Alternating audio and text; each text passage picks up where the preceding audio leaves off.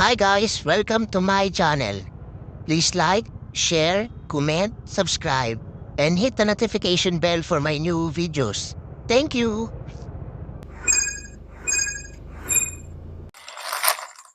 Hi guys, welcome to my channel. So ngayon guys, meron tayong parcel galing kay TikTok Shop. So ang sender natin is si Snackroom02. Hindi, wow.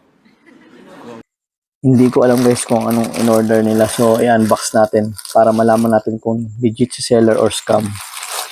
Paano masabi? Kasi sa panahon ngayon, marami ng scammer sa Facebook, TikTok, Shopee, yan, Lazada. So i-unbox natin guys.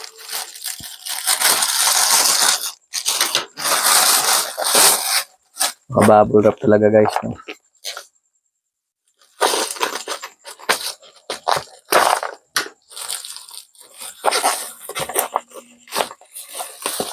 Peanuts guys. Si mix nuts.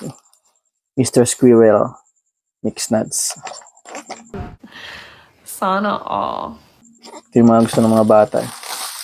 Ito yung sa akin, almonds. Roasted almond. Wala kaming pakialam! So guys, si seller is legit guys. Thank you for watching.